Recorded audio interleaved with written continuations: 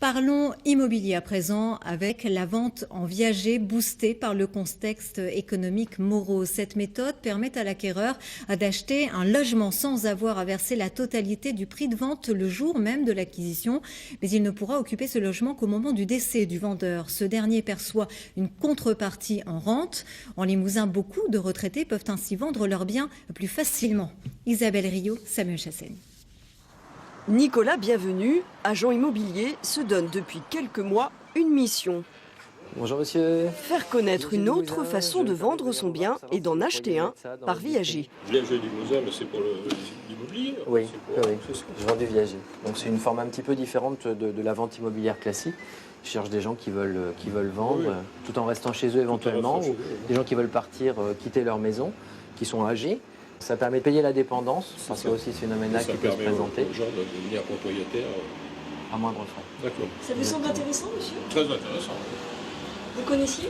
Je connais, mais bon, j'ai jamais eu rentrer dans les détails, quoi. C'est ce qu'a décidé de faire le propriétaire de ce Plain-Pied. Après 17 ans dans ce pavillon, il souhaite le vendre tout en restant dans sa maison après la vente. Il s'agit d'un viager occupé, l'une des deux options que peut envisager le vendeur.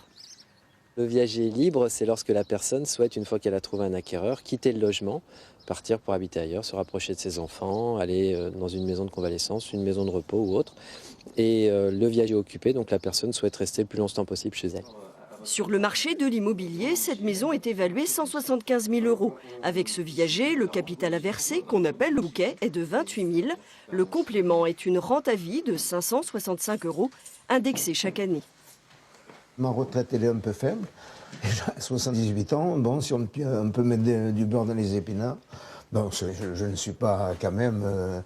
mais enfin, à l'âge que j'ai, la maison est encore valable. D'avoir un bouquet et puis d'avoir une rente mensuelle, ça ne peut que me donner...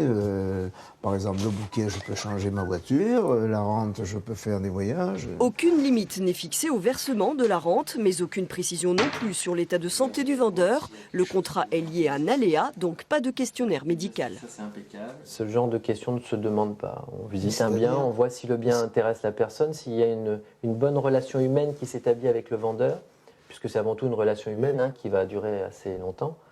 Donc c'est surtout ça, je dirais, qui a de l'importance. Autre situation, le vendeur libère le bien, l'acquéreur en prend possession tout de suite. Et ce, comme une vente classique. Un avantage qu'a perçu tout de suite ce candidat au viager quand il s'est engagé. En plus, en faisant abstraction un peu du système bancaire, qui malgré tout amène des charges, des intérêts et tout ça, on se retrouve avec une façon d'acquérir qui correspond. On continue de payer un loyer, mais on paye sa maison.